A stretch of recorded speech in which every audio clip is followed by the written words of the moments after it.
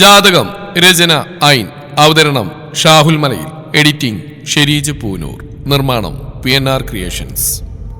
പോകുവാടി ഞാൻ. വൈദേഹിയുടെ വീടിന്റെ നേരെ നോക്കി ഉറക്കെ വിളിച്ചു പറഞ്ഞ ആ നിമിഷം തന്നെ അവളുടെ വീടിലെ രണ്ടാം നിലയിലെ വെളിച്ചം തെളിഞ്ഞു. വാതിൽ തുറന്ന് വൈദേഹി ബാൽക്കണിയിലേക്ക് ഇറങ്ങി. അവസാനമായി അവളെ ഒന്ന് കാണാൻ സിദ്ധാർത്ഥ അങ്ങോട്ടേക്ക് നോക്കി നിന്നു. കാര്യം അങ്ങനെയൊക്കെ പറഞ്ഞെങ്കിലും അവളും വിഷമത്തിൽ തന്നെ ആയിരിക്കും. അഴിഞ്ഞിടക്കുന്ന മുടിയിൽ വെറുതെ കോതിക്കൊണ്ട് നിൽക്കുകയാണ് അവൾ. എന്റെ വൈദേഹി. അവൻ കണ്ണീരോട് അവളെയും നോക്കി നിന്നു. അപ്പോഴാണ് ഭൈരവൻ അങ്ങോട്ടേക്ക് വരുന്നവൻ കണ്ടത്. പിന്നെ നോക്കുമ്പോൾ അച്ഛനും മകളും കൂടെ എന്തോ തമാശ പറഞ്ഞ് പൊട്ടിച്ചിരിക്കുന്നു. സിദ്ധാർത്ഥിനെ കണ്ടപ്പോൾ ആകെ വല്ലാതെ തോന്നി. താൻ അവളെ ഓർത്ത് ചാവാൻ നടക്കുന്നു. ആളോടെ ഒരു കുഴപ്പമില്ല ചിരിച്ചും കളിച്ച് നിൽക്കുന്നു. അങ്ങനെ ആയാലും ശരിയാവില്ലല്ലോ. ചാവാൻ പോയ വേഗം തന്നെ പടവുകൾ കയറി കുളത്തിന്റെ കരയിലേക്ക് എത്തി മുകളിലേക്ക് ചാടി കയറി. ഇരുട്ടിലൂടെ നടക്കുമ്പോൾ നോട്ട് മുഴുവൻ വൈദേഹിയുടെ വീടിന് നേർക്കായിരുന്നു. ഇപ്പോഴും അച്ഛന്റെയും മകളുടെയും ചിരിയും കളിയും നിന്നിട്ടില്ല. അതുകൊണ്ട് ഭ്രാന്തി കയറിയ സിദ്ധാർത്ഥ് തന്റെ വീട്ടിലേക്ക് കയറാതെ നേരെ വൈദേഹിയുടെ വീടിന്റെ അടുത്തേക്ക് ഓടിച്ചെന്നു. കോളിംഗ് ബെല്ലിൽ നിന്ന് കൈയെടുക്കാതെ അടിച്ചുകൊണ്ടിരുന്നു. നിർത്താതെയുള്ള ബെല്ലടി കേട്ട് അച്ഛനും മകളും വേഗം താഴേക്ക് ഇറങ്ങി വന്നു. വാതിൽ തുറന്നു നോക്കിയപ്പോൾ കണ്ടത് കണ്ണുകൾ ചുവന്ന് മുടി പാറിപ്പറന്ന് ആടിക്കൊഴിഞ്ഞു നിൽക്കുന്ന സിദ്ധാർത്ഥിനെയാണ്. എന്തേ സിദ്ധു? അവനോട് സംസാരിക്കാൻ ചെന്ന ഭൈരവനെ തള്ളി മാറ്റി വൈദേഹി മുന്നിൽ കയറിയെന്നോട് ചോദിച്ചു. തന്റെ മുന്നിൽ കയ്യും കെട്ടി നിൽക്കുന്ന വൈദേഹി നോക്കി സിദ്ധാർത്ഥ ഒന്ന് പുച്ഛിച്ചിരിച്ചു. എനിക്ക് എന്താണെന്ന് നിനക്ക് അറിയില്ല അല്ലേടി? നാവ് കുഴഞ്ഞ അവൻ പറയുന്നത് വ്യക്തമായിട്ട് വൈദേഹിക്ക് മനസ്സിലാവുന്നുണ്ടായിരുന്നില്ല. നീ കുടിച്ചിട്ടുണ്ടോ സിദ്ധു? എന്ന് തുടങ്ങിയടാ ഈ ശീലങ്ങളൊക്കെ? നീ നിന്റെ വീട്ടിലേക്ക് പോയി എന്തെങ്കിലും ഉണ്ടെങ്കിൽ നമുക്ക് നാളെ സംസാരിക്കാം. ഇല്ലടി, എനിക്ക് മനസ്സില്ല. എനിക്ക് ഇപ്പൊ തന്നെ സംസാരിക്കണം. എവിടെടി നിന്റെ കള്ള സിദ്ധ തന്ത? അയാളെന്തോ ഉടായ്പും കൊണ്ട് ഇറങ്ങിയിരിക്കുക. അതല്ലേടി ഇപ്പൊ ഒരു ജാതക നാടകം. അങ്ങനെ എന്നെ തേച്ചിട്ട് നീ നിന്റെ തന്തയും കൂടെ അങ്ങനെ കൈകൊട്ടി ചിരിച്ച് കളിക്കണ്ട. തന്നെ കള്ളസിദ്ധനെന്നും ഉടായ്പ് കാണിക്കുന്നവനാണെന്നൊക്കെ സിദ്ധാർത്ഥ് പറഞ്ഞു കേട്ടപ്പോൾ ഭൈരവന് ദേഷ്യം ഇരച്ചുകയറി. ഉടായ്പ് എന്നൊക്കെ പറഞ്ഞപ്പോൾ വൈദേഹി ഒന്ന് ഞെട്ടി. തൻ്റെ അച്ഛൻ എല്ലാവർക്കും മുമ്പിൽ മാന്യനാണ്, മഹാജ്ഞാനിയാണ്. അതിന്റെ പിന്നിലുള്ള കാര്യങ്ങളൊന്നും ആർക്കും അറിയില്ല. തങ്ങളുടെ ഇപ്പോഴത്തെ ലക്ഷ്യം നിറവേറിയാൽ പിന്നെ തങ്ങൾ ആരാണ്? അതിനുമുമ്പിൽ ഇവന്റെ സ്നേഹവും ഇവനൊന്നും ഒന്നുമല്ല. ഇവനിങ്ങനെ കിടന്ന് ബഹളം ഉണ്ടാക്കിയാൽ കാര്യങ്ങളൊക്കെ പിന്നെ എങ്ങനെ നടക്കും? ചള്ളു ചെക്ക, വീട്ടിൽ കയറി വന്ന് അനാവശ്യം പറഞ്ഞാറുണ്ടല്ലോ. ഇറങ്ങി പോടാ എന്റെ വീട്ടിൽ നിന്ന്. എന്റെ മോൾക്ക് നിന്നെ പോലൊരു കള്ളുകൂടിയനെ വേണ്ട. അവളെ ഞാൻ നല്ലൊരു തന്റെ കയ്യെ പിടിച്ച് ഏൽപ്പിക്കും. നീ അത് കണ്ട് നോക്കി നിന്നോ. ഭൈരവൻ സിദ്ധാർത്ഥി നോക്കി സീറി. ആരാണ് കള്ളുകൂടിയൻ? പറയണു, ആരാണ് കള്ളുകൂടിയനെന്ന്? സിദ്ധാർത്ഥൻ ഭൈരവനെ നോക്കി അലറി. എടാ നീ തന്നെ കള്ളുകൂടിയൻ. അച്ഛൻ പറഞ്ഞ് കേട്ടില്ലേ? ഇറങ്ങി പോടാ എന്റെ വീട്ടിൽ നിന്ന്. നാണില്ലാത്തവൻ. വേണ്ടെന്ന് പറഞ്ഞിട്ട് ഉളുപ്പില്ല പിന്നെയും പിന്നെ കയറി വന്നിരിക്കുന്നു. വൈദേഹിയുടെ വാക്കുകൾ സിദ്ധാർത്ഥിന്റെ ഹൃദയം തറക്കാൻ മാത്രമുള്ളതായിരുന്നു. സമനില തെറ്റി അവൻ ചുറ്റും നോക്കി. നിരനിരയായി ചെടിച്ചട്ടികൾ ഇരിക്കുന്നുണ്ട്. 2-3 ചെടിച്ചട്ടികൾ അവൻ ഒരുമിച്ച് കയ്യിലേക്കെടുത്ത് നിലത്തേക്ക് ആഞ്ഞടിച്ചു. അച്ഛാ, പോലീസിനെ വിളിക്ക്. അവന്റെ കയ്യിൽ നിന്ന് 2 കിട്ടുമ്പോൾ അവന്റെ എല്ലാ സൂക്കേടും തീരും. വൈദേഹി ഭൈരവനോടായി പറഞ്ഞു. അപ്പോഴേക്കും ബഹളം കേട്ട് തറവാട്ടിൽ നിന്ന് പരമേശ്വരനും രേണുകയെ ഓടി വന്നിരുന്നു. മകന്റെ ആ രൂപവും അവനുണ്ടാക്കുന്ന ആക്രമണങ്ങളും കണ്ട് അവരും വല്ലാതെ ഭയന്നുപോയി. അവരിരുവരെയും കാര്യങ്ങളൊന്നും അറിഞ്ഞിട്ടുണ്ടായിരുന്നില്ല. ദേ, നിങ്ങളുടെ മോനെ എല്ലാം കൂടി ആ കിട്ടണമെന്നുണ്ടെങ്കിൽ പിടിച്ചുകൊണ്ടുപോയിക്കോ. അവൻ്റെ ഒരു പട്ടിഷോ. വൈദേഹി കയ്യും കെട്ടി വാതിൽക്കൽ തന്നെ നിൽക്കുകയാണ്. ആളുടെ പിന്നിലായി ഭൈരവനും. എന്താണ് പ്രശ്നം? നിനക്ക് എന്താണ് പറ്റിയത്? രേണുക ചെന്ന് സിദ്ധാർത്ഥിനെ വട്ടം പിടിച്ചു. അമ്മേ, ഇവൾക്ക് എന്നെ വേണ്ടാന്ന്. എനിക്ക് പറ്റുന്നില്ല അമ്മേ, സഹിക്കാൻ പറ്റുന്നില്ല. സിദ്ധാർത്ഥ് രേണുകയുടെ തോളിൽ മുഖം അമർത്തി കരഞ്ഞു. കാര്യമൊന്നും മനസ്സിലായില്ലെങ്കിലും പരമേശ്വരൻ സിദ്ധാർത്ഥിനെയും താങ്ങി പിടിച്ച് തങ്ങളുടെ വീട്ടിലേക്ക് നടന്നു. പുറകെ രേണുകയും. പോകുന്നവരൊന്ന് പുച്ഛത്തോടെ നോക്കി വൈദേഹിയും ഭൈരവനും വീടിനകത്തേക്ക് കയറി വാതിലടച്ചു. വീട്ടിലേക്ക് കയറുന്നവരെയും സിദ്ധാർത്ഥ് ഉറക്കെ കരയുകയും അതിനൊപ്പം തന്നെ തന്റെ കണ്ണുകൾ തുടക്കുകയും ചെയ്തുകൊണ്ടിരുന്നു. വീട്ടിലേക്ക് കയറുന്നവരെ നിശബ്ദയായിരുന്ന രേണുക അകത്ത് കയറി വാതിലടച്ചതിന് ശേഷം സിദ്ധാർത്ഥിനെക്കാളും ഉച്ചത്തിൽ പൊട്ടിക്കരയാൻ തുടങ്ങി. എടാ മോനെ, നിനക്ക് എന്ത് പറ്റിയതാടാ? നീ കുടിച്ചിട്ടുണ്ടോ? എന്ന് തുടങ്ങിയടാ ഈ ശീലങ്ങളൊക്കെ? എനിക്ക് മരിക്കണം അമ്മേ, എനിക്കിനി ജീവിക്കണ്ട. അവൾക്ക് എന്നെ വേണ്ട. എന്റെ സങ്കടം കൊണ്ട് കുടിച്ചു പോയതാമ്മേ ഞാൻ. സിദ്ധാർത്ഥ് പറഞ്ഞു കേട്ടപ്പോൾ അമ്പരപ്പോടെ രേഖ പരമേശ്വരനെ നോക്കി. പരമേശ്വരന്റെ അമ്പരം നിൽക്കുകയാണ്. അവർ രണ്ടുപേരും അത്രയും നേരം വിചാരിച്ചിരുന്ന് സിദ്ധാർത്ഥ് കുടിച്ചെന്നുകൊണ്ടാണ് വൈദേഹി അവനെ വേണ്ടാന്ന് പറഞ്ഞെന്നാണ്. അപ്പോൾ തങ്ങളറിയാത്ത എന്തോ കാര്യം അവർക്കിടയിൽ നേരത്തെ തന്നെ സംഭവിച്ചിട്ടുണ്ട്. മോനെ സിദ്ധു, എന്താണ് പ്രശ്നം? അമ്മയോട് പറയടാ. ആടിക്കൊഴിഞ്ഞു നിൽക്കുന്ന സിദ്ധാർത്ഥിനെ പിടിച്ചു കുലുക്കിക്കൊണ്ട് രേണുക ചോദിച്ചു. രേണു, നീ അവനെ വിട്. അവന് തീരെ ബോധമല്ല. നാളെ നേരം വിളിക്കട്ടെ, കാര്യങ്ങൾ ചോദിച്ചു മനസ്സിലാക്കാം. പരമേശ്വരൻ രേണുകയെ തടഞ്ഞുകൊണ്ട് പറഞ്ഞു. അത് ശരിയാണെന്ന് രേണുക്ക് മനസ്സിലായി. പരമേശ്വരൻ സിദ്ധാർത്ഥിനെ താങ്ങി പിടിച്ചുകൊണ്ട് അവന്റെ മുറിയിലേക്ക് ചെന്നു. അപ്പോഴേക്ക് അവന്റെ കണ്ണുകൾ അടഞ്ഞു തുടങ്ങിയിരുന്നു. എന്നാലും പിച്ചും പേയും പറയുന്ന പോലെ എന്തൊക്കെയോ വിളിച്ച് പറയുന്നുണ്ടായിരുന്നു. ബാത്റൂമിൽ കൊണ്ടുപോയി അവനൊന്ന് വെള്ളത്തിൽ മുക്കായെന്ന് കരുതിയതായിരുന്നു പരമേശ്വരൻ. അതിനായി അവന്റെ ടീഷർട്ട് ഊരി കൊടുക്കുമ്പോഴേക്കും അവൻ ബെഡിലേക്ക് മലർന്ന് വീണിരുന്നു. പിന്നെ അയാൾ അതിന് മെനക്കെടാൻ നിന്നില്ല. അപ്പോഴേക്കും സിദ്ധാർത്ഥ് ഉറക്കമായി കഴിഞ്ഞിരുന്നു. പരമേശ്വരൻ കിടക്കാനായി മുറിയിലേക്ക് ചെന്നപ്പോൾ എന്തോ ആലോചിച്ചിരിക്കുന്ന രേണുകയാണ് അയാൾ കണ്ടത്. രേണു, ഇനി ഓരോന്നോർത്ത് BP കൂട്ടണ്ട, വന്ന് കിടക്കാൻ നോക്ക്. ഏട്ടാ, എന്നാലും എന്തായിരിക്കും അവർ തമ്മിൽ വഴക്കിടാൻ കാരണം?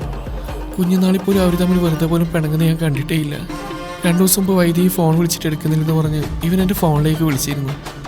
അവൾക്ക് ഞാൻ ഫോൺ കൊണ്ട് കൊടുത്തപ്പോൾ രണ്ടാളും വഴക്കിടുന്നത് ഞാൻ കേട്ടിരുന്നു. അവളോട് കാര്യം എന്താണെന്ന് ചോദിച്ചപ്പോൾ അവൾ എന്നോട് പറഞ്ഞുമില്ല.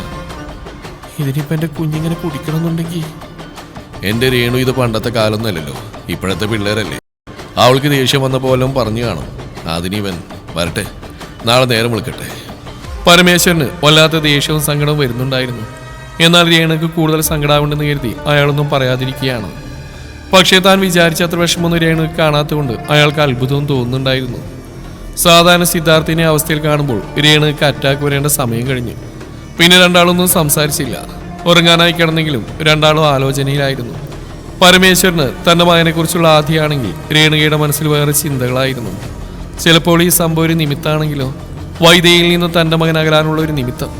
പണ്ട് മുതലേ അവളുമായിട്ടുള്ള സിദ്ധാർത്ഥിന്റെ ബന്ധം തീരെ ഇഷ്ടമില്ല. അവളുമായിട്ടുള്ള അടുപ്പം എന്തോ ആപത്താണെന്ന് എപ്പോഴും ഉള്ളിൽ നിന്ന് ആരോ പറയുന്ന പോലെ തോന്നും. താൻ എന്നും പ്രാർത്ഥിക്കുന്ന ദൈവങ്ങൾ ചിലപ്പോൾ കുറച്ച് സങ്കടം തന്നിട്ടാണെങ്കിലും അവളിൽ നിന്ന് എന്നേക്കുമായി തന്റെ മകൻ അകറ്റുന്നതാണെങ്കിലോ. അങ്ങനെയൊക്കെ ചിന്തിക്കുമ്പോൾ കുറച്ച് ആശ്വാസം തോന്നും. എന്തായാലും ഏട്ടൻ പറഞ്ഞ പോലെ നാളെ നേരം വിളിക്കട്ടെ, അവനോട് കാര്യങ്ങൾ ചോദിച്ച് മനസ്സിലാക്കാം. മനസ്സിനെ പിടിച്ചുലക്കുന്ന കാര്യങ്ങളാണെന്ന് നടന്നെങ്കിലും രേണുക അന്ന് സമാധാനത്തോടെ കിടന്നുറങ്ങി.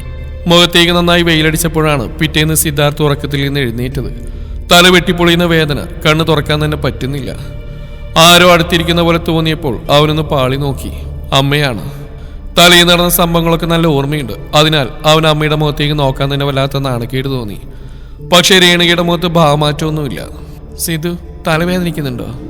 കടുപ്പത്തിൽ കുറച്ച് കട്ടൻ തരട്ടെ, തല വിങ്ങുന്നുണ്ടെങ്കിൽ അത് മാറിക്കിട്ടും. അവൻ മുഖത്ത് നോക്കാൻ മൂളി. രേണുക പെട്ടെന്ന് തന്നെ കടുപ്പത്തിലൊരു കട്ടൻ ചായ ഉണ്ടാക്കി അവൻ്റെ കയ്യിൽ കൊണ്ടുകൊടുത്തു. ചെറിയ ചൂടുണ്ടായിരുന്ന ആ ചായ അവൻ ഒറ്റവലി കുടിച്ചു തീർത്തു. അമ്മേ, ഞാനൊന്ന് കുളിച്ചിട്ട് വരാം. ഇനി അവിടെ ഇരുന്നാൽ അമ്മ തലയനത്തെ എന്തെങ്കിലും ചോദിക്കുമോ എന്ന് ഭയന്ന് സിദ്ധാർത്ഥ് വേഗം എഴുന്നേറ്റുകൊണ്ട് പറഞ്ഞു. ആ ചെല്ല്, ഈ എണ്ണ കൂടെ തേക്ക്, തലയൊന്ന് തണുക്കട്ടെ. എണ്ണ തേക്കാൻ സിദ്ധാർത്ഥ് മടിച്ചിരുന്നപ്പോൾ രേണുക തന്നെ അവന്റെ തലയിൽ എണ്ണ തേച്ചു കൊടുത്തു. സിദ്ധാർത്ഥ് എണ്ണ തേക്കുന്നതിനിടയിലും അമ്മയെ ഒളി കണ്ടിട്ട് നോക്കുന്നുണ്ടായിരുന്നു. ഒരു നെഞ്ചത്തടിയും കരച്ചിലും ഒക്കെയാണ് അവൻ പ്രതീക്ഷിച്ചിരുന്നത്. പക്ഷെ അമ്മ ഇങ്ങനെ സ്ട്രേഞ്ചായി പെരുമാറുന്നുണ്ടപ്പോൾ അവന് ആശങ്ക തോന്നി. ഇന്നലെ അത്രയും അലമ്പ് കാണിക്കണ്ടായിരുന്നു. പക്ഷെ അവളുടെ അച്ഛനെയൊക്കെ സംസാരം കേട്ടപ്പോൾ എല്ലാം കയ്യിൽ നിന്ന് പോയതാണ്. ഇനിയിപ്പോൾ ഇതിന്റെ പുറകിൽ എന്തൊക്കെയാണോ ഉണ്ടാവാൻ പോകുന്നത്. ഇന്നലെ കള്ളു വലിച്ചു കയറ്റിയപ്പോൾ തോന്നിയ ധൈര്യമൊന്നും ഇപ്പോൾ തോന്നുന്നേയില്ല. പതിവിലും സമയമെടുത്താണ് അവൻ കുളിച്ചത്. തലമുടി ടവൽ കൊണ്ട് തോർത്തി റൂമിലേക്ക് ചെല്ലുമ്പോൾ അമ്മയും അച്ഛനും റൂമിൽ ഇരിപ്പുണ്ടായിരുന്നു. രണ്ടാളുടെയും മുഖത്തേക്ക് നോക്കാൻ അവന് വല്ലാത്ത നാണക്കേട് തോന്നി. മുഖവും കുനിച്ച് കട്ടിലിന്റെ ഒരു മൂലയിലായി അവൻ നിന്നു. നിനക്ക് കഴിക്കാനെടുക്കട്ടെ? ആരും ഒന്നും മിണ്ടാതെയായപ്പോൾ രേണുക ചോദിച്ചു. എനിക്കിപ്പൊന്നും വേണ്ട. സിദ്ധാർത്ഥ് പതിഞ്ഞ സ്വരത്തിൽ മറുപടി പറഞ്ഞു. സിധു, ഇന്നലെ എന്താടാ ഉണ്ടായത്? എന്താ നിങ്ങൾക്കിടയിലുള്ള പ്രശ്നം? അത് ഞങ്ങളുടെ കാര്യമൊന്നും പറഞ്ഞു ഒഴിയാൻ നിൽക്കണ്ട. കാര്യം എന്തായാലും അച്ഛനോട് അമ്മയോടും തുറന്നു പറ. കാര്യമൊന്നും പറയാതെ ഇനി ഇങ്ങനെ തോന്നിയ പോലെ നടക്കാനാണ് ഭാവെങ്കിൽ പിന്നെ ഞങ്ങൾ രണ്ടുപേരെയും നീ ജീവനോട് ഈ ഭൂമിയിൽ കാണില്ല. പരമേശ്വരൻ അത് പറഞ്ഞപ്പോൾ അവൻ ഞെട്ടിക്കൊണ്ട് അയാളെ നോക്കി. അയാളുടെ കണ്ണുകൾ അന്നേരം ചുവന്ന് കറങ്ങി കിടക്കുന്നുണ്ടായിരുന്നു. അച്ഛൻ ഈ ഒരു അവസ്ഥയിൽ അവൻ ആദ്യമായിട്ടാണ് കാണുന്നത്. സിദ്ധാർത്ഥ് നേരെ ചെന്ന് അച്ഛനെ കെട്ടിപ്പിടിച്ച് കരഞ്ഞു. എന്തിനാണ് ആ മോനെ നീ ഇങ്ങനെ കരയുന്നത്? നീ ഇങ്ങനെയൊന്നും ആയിരുന്നില്ലല്ലോ. ഇങ്ങനെ കിടന്ന് വിഷമിക്കാൻ മാത്രം എന്താണ് ഉണ്ടായത്? അവള് നീയായിട്ട് പിണങ്ങിയോ?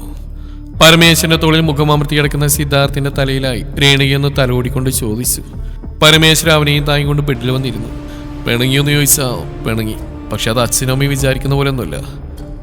ഞാനിവിടുന്ന് പോകുന്നവരെ ഒരു കുഴപ്പമുണ്ടായിരുന്നില്ല. പോയി 2 ദിവസം കഴിഞ്ഞപ്പോൾ തുടങ്ങി. ഞാൻ വിളിച്ചാൽ അവൾ ഫോൺ എടുക്കില്ല, മെസ്സേജ് അയച്ചാൽ മറുപടിയില്ല. അപ്പോഴും ഞാൻ അമ്മയുടെ ഫോണിലേക്ക് വിളിച്ച്. എന്നിട്ട് അവൾ ഒഴിഞ്ഞു മാറുന്ന പോലെ തോന്നിയപ്പോഴാണ് ഇങ്ങോട്ടേക്ക് കിട്ടിയ ട്രെയിനും പിടിച്ചു പോന്ന്. രേണുകയും പരമേശ്വരനും പരസ്പരം നോക്കി. സിധു, നീ പറയുന്നതൊക്കെ ശരി തന്നെ. പക്ഷെ നീ വന്നിട്ട് എന്താ കാണിച്ച്? അവളോട് സമാധാനപരമായിട്ട് സംസാരിക്കുന്നവരെ എന്തിനാ കള്ളും കുടിച്ച് അവിടെ പോയി ബഹളം വെച്ച്? പരമേശ്വരന് ദേഷ്യം വരുന്നുണ്ടായിരുന്നു. തന്റെ മകൻ പക്വതയില്ലാത്തൊരു പ്രവൃത്തിയാണ് ഇപ്പോൾ ചെയ്ത്. അച്ഛൻ ഞാൻ ഇന്നലെ രാവിലെ തന്നെ അവിടെ അടുത്തേക്ക് പോയിരുന്നു. അച്ഛൻ പറഞ്ഞ പോലെ സമാധാനമായിട്ട് തന്നെ കാര്യങ്ങൾ ചോദിച്ചത്. അപ്പോൾ അവളവിടെ അച്ഛനും കൂടെ പറയുക ഞാനായിട്ടുള്ള ബന്ധത്തിന് അവർക്ക് താല്പര്യമില്ലെന്ന്. താല്പര്യമില്ലെന്നോ? ഇതൊക്കെ നമ്മൾ നേരത്തെ സംസാരിച്ചു വെച്ചിരുന്ന കാര്യങ്ങളല്ലേ, പിന്നെ ഇപ്പം എന്താ? പരമേശ്വരൻ സംശയഭാഗത്തിൽ സിദ്ധാർത്ഥ നോയി ചോദിച്ചു. അത് ഞാനും ചോദിച്ചു. അപ്പോഴുണ്ട് അവരെന്തൊക്കെയോ ജാതകത പറയുന്നു. അവളെ കല്യാണം കഴിച്ചാ ഞാൻ മരിച്ചു പോകുന്ന അവിടെ ജാതകത്തിലുണ്ടെന്ന്. പച്ച നുണയാച്ച അങ്ങേരുണ്ടല്ലോ അവളുടെ തന്ത, അയാൾക്ക് എന്തോ ദുരുദ്ദേശമുണ്ട്. പണ്ട് അയാൾ കൊട്ടുന്ന ചെണ്ടക്ക് താളം തുള്ളാൻ നിൽക്കുകയാണല്ലോ. അയാൾ എന്തെങ്കിലും മനസ്സിൽ വെച്ച് അവളോട് പറഞ്ഞു കാണും ഞാനുമായിട്ടുള്ള കല്യാണത്തിന് നിൽക്കേണ്ടെന്ന്. അവളത് കേട്ടും കാണും. സിദ്ധാർത്ഥ് പറയുന്നൊന്നും പരമേശ്വരന് മനസ്സിലാവുന്നുണ്ടായിരുന്നില്ല. അവരെന്തിനായിരിക്കും ഇപ്പോഴും ഇങ്ങനെയൊരു തീരുമാനമെടുത്ത്? അവൻ ചോദിച്ച പോലെ ഇപ്പോൾ എവിടുന്നാണ് ഒരു ജാതകഥ പൊട്ടിപ്പുറപ്പെട്ട് വീണത്?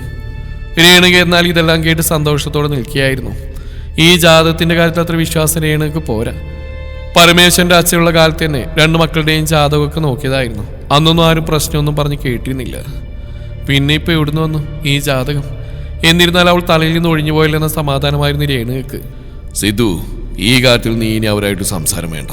അച്ഛൻ അവരോട് സംസാരിക്കാം, കേട്ടല്ലോ? മോ വിഷമിക്കാണ്ടിരിക്കുക. സിദ്ധാർത്ഥ കേട്ട് ആലോചനയോടെ തലയാട്ടിയെങ്കിലും ഇനിയൊന്നും ശരിയാവാൻ പോകുന്നില്ലെന്ന് അവന് തോന്നുന്നുണ്ടായിരുന്നു. രേണുവക്കാണെങ്കിൽ പരമേശ്വരൻ പറയുന്നതായിട്ട് ദേഷ്യം വരുന്നുണ്ടായിരുന്നു. എങ്ങനെയെങ്കിലും ആ വല തലയിൽ നിന്ന് ഒഴിഞ്ഞു പോയെന്ന് വിചാരിക്കാതെ അങ്ങേര് സമാധാനം ഉണ്ടാക്കാൻ നടക്കുന്നു.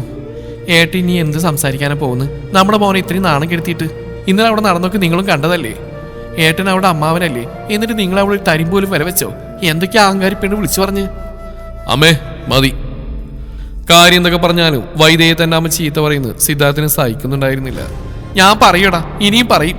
നിങ്ങൾക്ക് അച്ഛനും മോനും അല്ലെങ്കിൽ എന്നെ വിലയില്ലല്ലോ. അവള് പറയുന്നില്ലേ വേദവാക്യം? ഇപ്പൊ കിട്ടിയല്ലോ, അച്ഛനും മോനും കിട്ടിയല്ലോ. ഇനിയും നാണല്ലാതെ അവിടെ കാൽക്കൽ ചെന്ന് വീണിട്ട് ബാക്കിയുള്ള കൂടെ വയറ് നിറച്ച് മേടിച്ചോ. രേണുക അതും പറഞ്ഞ് ചാടിത്തുള്ളി പോയപ്പോൾ പരമേശ്വരനും സിദ്ധാർത്ഥനും പരസ്പരം നോക്കി. തന്റെ ഭാര്യ പറയുന്നതിൽ അല്പം കാര്യമുണ്ടെന്ന് പരമേശ്വരന് തോന്നി. കഴിഞ്ഞ ദിവസം രാത്രി ചെന്നപ്പോൾ ഒരു ബഹുമാനമില്ലാതെയാണ് വൈദേഹി തന്നോട് സംസാരിച്ചത്. സിദ്ധു, ഇനി നിന്റെ ഭാഗത്തുനിന്ന് ഒരു പ്രശ്നം ഉണ്ടാവരുത്. അച്ഛനൊന്ന് ആലോചിക്കട്ടെ എന്ത് ചെയ്യണമെന്ന്. പരമേശ്വരൻ അവന്റെ തോൾ തട്ടി പറഞ്ഞപ്പോൾ സിദ്ധാർത്ഥ മനസ്സിലാമനസ്സോടെ തലയാട്ടി. ആരെന്തൊക്കെ പറഞ്ഞാലും തനിക്ക് അവൾ ഒരിക്കലും മറക്കാൻ കഴിയില്ലെന്ന് അവൻ ഉറപ്പായിരുന്നു. അത്രമാത്രം ഹൃദയത്തിൽ പതിഞ്ഞു പോയതാണ് വൈദേഹി. പക്ഷെ ഇനി ഒരിക്കലും ഇന്നലത്തേതുപോലെയുള്ള ബുദ്ധിമോശം ഒരിക്കലും കാണിക്കുകയില്ല. മദ്യത്തിന്റെ ലഹരിയിൽ ഇന്നലെ എന്തൊക്കെയാണ് ചിന്തിച്ചു കൂട്ടിയത്? മരിക്കാൻ വരെ ആലോചിച്ചു. ആ നിമിഷങ്ങൾ ആലോചിച്ചപ്പോൾ സിദ്ധാർത്ഥിന്റെ ഉള്ളിൽ കിടുകിടുത്തു.